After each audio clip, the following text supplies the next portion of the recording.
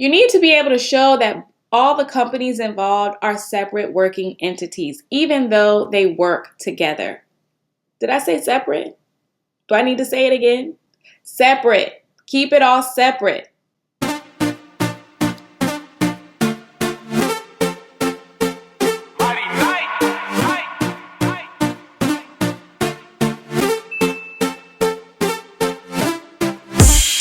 My faith rising.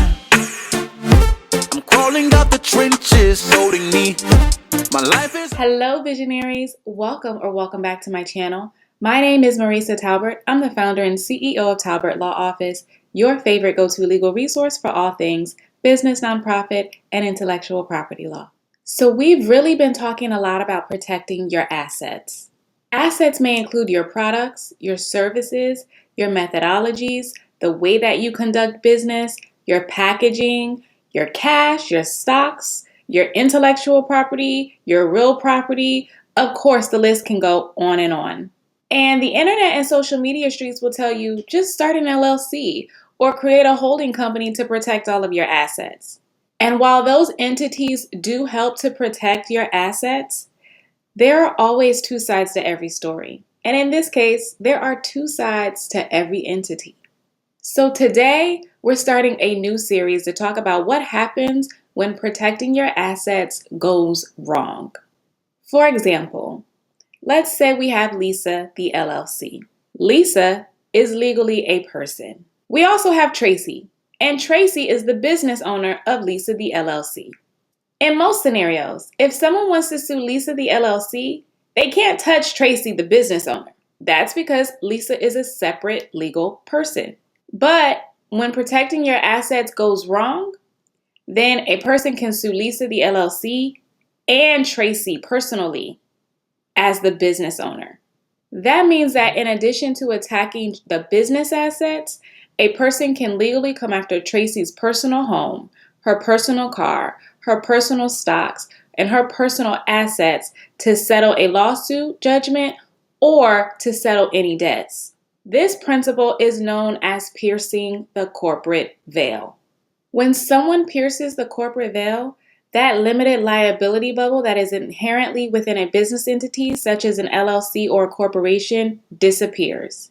And the owner of that business entity may be held personally liable for any business liabilities. Okay, are we tracking? So the question that we need to answer is, how do you, as a business owner or as the owner of a holding company, protect your business or subsidiary along with protecting your personal assets? In other words, how do we keep someone from piercing the corporate veil of your business or subsidiary? Today, we're going to focus on one way to prevent that from happening, which is to maintain separate identities between the business and its owner. All right, let's break this down and let's jump right into it. So in a business that is owned by one or more individuals, here are 3 ways that you can maintain a separate legal identity, which prevents piercing of the corporate veil. Number 1, you need to recognize corporate formalities. I have a video that explains each type of separate business entity: LLCs, corporations, sole proprietorships, S corporations, and partnerships. And these videos discuss the corporate formalities that are required for each type of entity. I'll link all of them down below in the description box if you're interested. These corporate formalities become really important when we talk about piercing the corporate veil.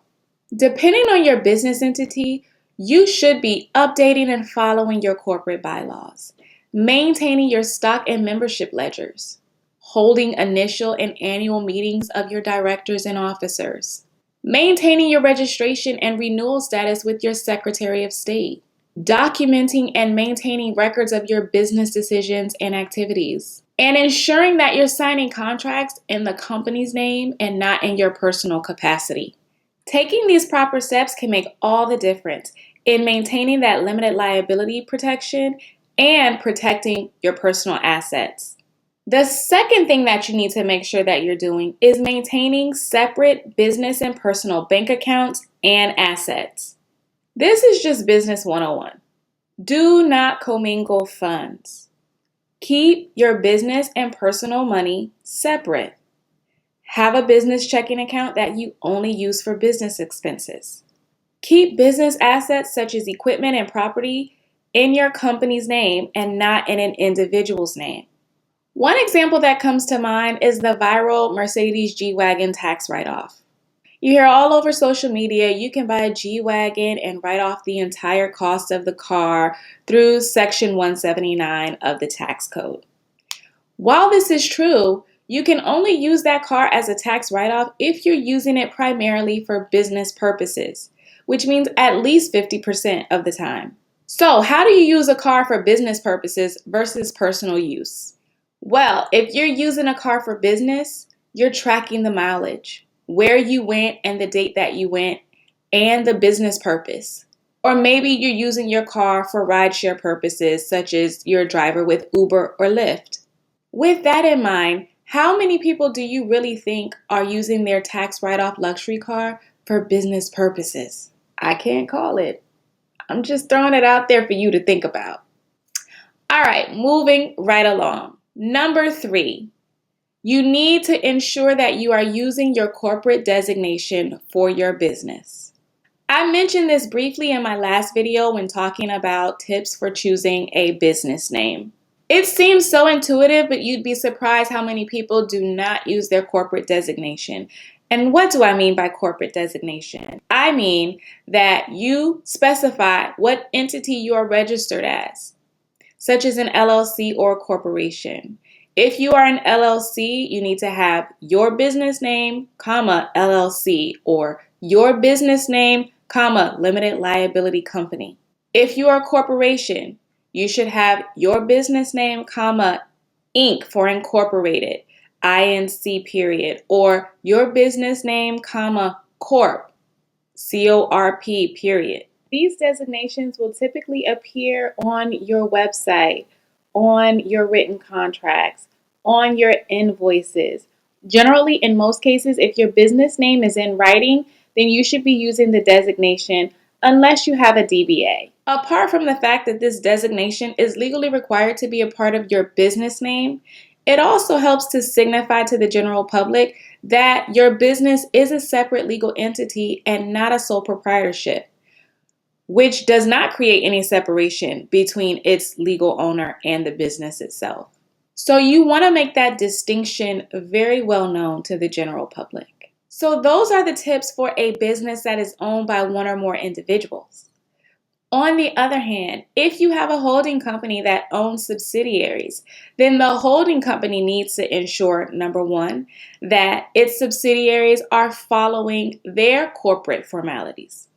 And number 2, the holding company needs to ensure that it is maintaining its own separate identity from its subsidiaries. So the holding company should ensure that both the holding company and its subsidiaries have its own separate bank accounts, separate payroll, separate balance sheets and profit and loss statements, separate contracts, separate insurance policies, separate managers, directors, and officers. You need to be able to show that all the companies involved are separate working entities, even though they work together. Did I say separate? Do I need to say it again? Separate. Keep it all separate. And number 3, the holding company needs to ensure that both the holding company and the subsidiaries are documenting their business activities and transactions, especially if those business activities and transactions are between each other. If the subsidiary borrows money from the holding company, that loan needs to be properly documented. When the holding company makes decisions that affect the subsidiaries, those decisions should be memorialized and documented as well. The overall takeaway of this video is to ensure that you maintain the distinctiveness between the company and its owners in every way possible.